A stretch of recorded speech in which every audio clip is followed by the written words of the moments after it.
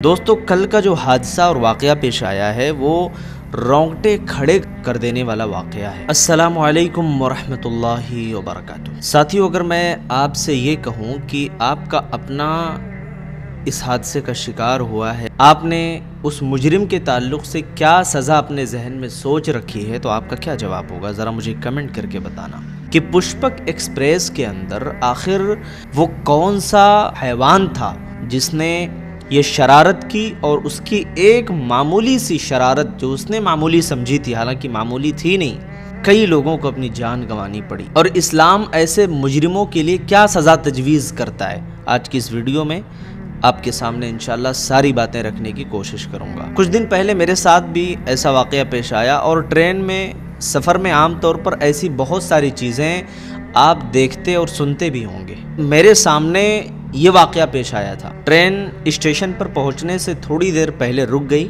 اور رکنے کے ساتھ ہی وہاں 10 منٹ 15 منٹ کا جو وقفہ تھا، کچھ نوجوان ایسے تھے جو ٹرین سے نیچے اترے۔ ٹرین سے نیچے اترنے کے بعد میں نے جو چیز دیکھی وہ میں آپ کے سامنے بیان کرنا چاہتا ہوں۔ واپس جو ٹرین آ رہی تھی، ان لوگوں کے ہاتھ میں پانی کا ایک بوتل تھا۔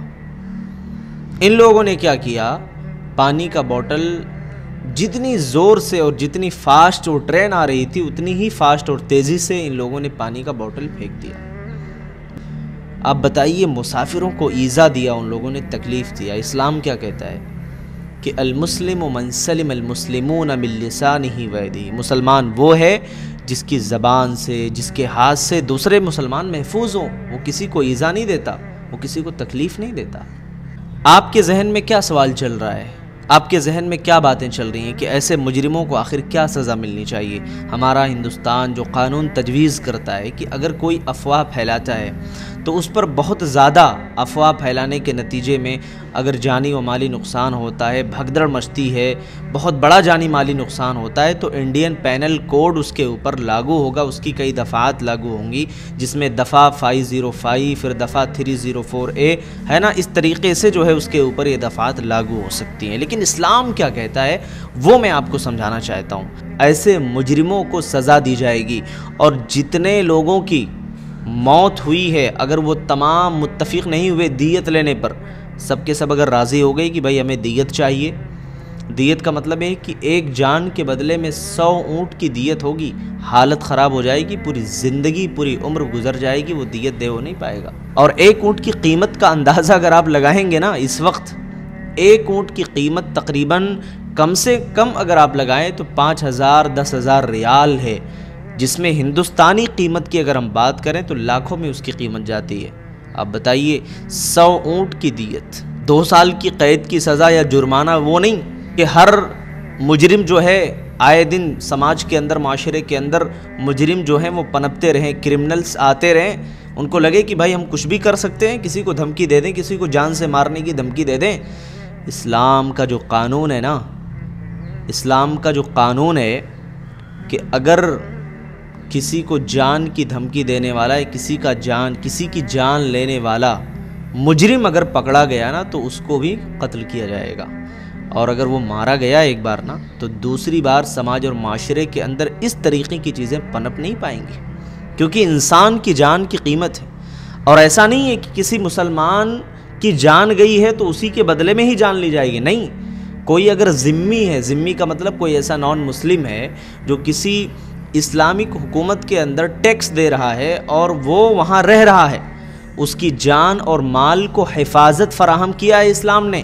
کہا اگر کسی مسلمان نے بھی اس ذمی کو قتل کر دیا تو اس کے بدلے میں بھی اسے قتل کیا جائے گا۔ آپ سمجھتے ہو اسلام کا کتنا خوبصورت قانون اور اصول ہے، کیا انصاف ہے، کیا عدل ہے اللہ رب العالمین کا۔ تو میں یہ کہنا چاہ رہا ہوں میرے بھائی کہ ایسے ظالم کو، اب تو سوشل میڈیا تو یہی سمجھانے پر تلی ہوئی ہے اینیمیشنز کے ذریعے سے کہ ایکسیڈنٹ ہوا کیسے، ٹرین سے وہ اترے کیسے۔ بھائی سب سے پہلی بات یہ ہے، جس کی جان گئی ہے وہ اس بات پر زور نہیں دے گا کہ وہ ٹرین آئی تب کیسے، تو حادثہ کیسے ہوا۔ اس کے دماغ میں تو بس یہی چل رہا ہے کہ بھائی ہمارا بیٹا چلا گیا، ہماری بیٹی چلی گئی، ہمارے والد چلے گئے، ہماری فیملی برباد ہو گئی، ہمیں تو اس کا یا تو معاوضہ دو یا تو پھر اس ظالم کو سزا دو جس کی وجہ سے یہ ساری چیزیں ہوئی ہیں۔ اس کو بھی ویسے ہی ہماری آنکھوں کے سامنے سزا دو، ہمارے دل کو ٹھنڈک ملے گی۔ سعودی کے اندر ایک واقعہ آپ نے کچھ دنوں پہلے ضرور دیکھا اور سنا ہوگا۔ ایک ایسا نوجوان جو قاتل تھا، جب اس کو سزا ملنے کا وقت آیا نا، تو قاتل کے جو ورثہ تھے ہے نا، وہ سب کے سب آ گئے معافی مانگنے کے لیے۔ سبوں نے اپنی پگڑی اٹھا کر کے نیچے رکھ دی، اپنے کپڑے تک اتار دیے، زمین پر گھٹنوں کے بل بیٹھ گئے معافی مانگنے کے لیے کہ ہمیں معاف کر دو، دیت لے لو، جان بخش دو۔ لیکن یہ خوبصورت تعلیم ہے اسلام کی۔ سب نے جب گہار لگائی تو لوگوں نے کہا کہ بھائی اب تو معافی ملنی چاہیے، لیکن میرے بھائی یہ اتھارٹی، یہ اختیار اسلام نے مقتول کے ورثہ کو دیا ہے۔ جب تک وہ معاف نہ کر دیں معافی نہیں مل سکتی ہے۔ انہوں نے کہا نہیں بھائی ہمیں جان کے بدلے جان چاہیے، اس کے بعد سزا دی گئی اس نوجوان کو۔ تو میں یہ کہنا چاہ رہا ہوں کہ ایسے بدتمیزوں کو، جن کی وجہ سے بھگدڑ مچی ہے، ریلوے کے اندر افراتفری کا ماحول ہوا ہے نا، ایسے مجرموں کو سزا ضرور ملنی چاہیے تاکہ آئندہ کے لیے وہ عبرت بن جائیں۔ اور ایک آخری بات ذکر کر دوں، اسلام کے اندر جو دیت کی بات کی گئی ہے نا، یہ سماج اور معاشرے کے اندر بدامنی پیدا کرنے کے لیے نہیں، یہ دیت یا قصاص کی جو بات کی گئی ہے وہ صرف امن و امان پیدا کرنے کے لیے، تاکہ معاشرے کے اندر بدامنی نہ پھیلنے پائے، ہر کوئی ہر کسی کو قتل کرنے یا قتل کرنے کی دھمکی نہ دے۔ سمجھ رہے ہیں میری بات؟ جو بھی احباب اس حادثے کا شکار ہوئے ہیں، اللہ تعالیٰ ان کے گھر والوں کو صبر جمیل عطا کرے، اس کا بہتر بدلہ عطا فرمائے۔ السلام علیکم ورحمۃ اللہ۔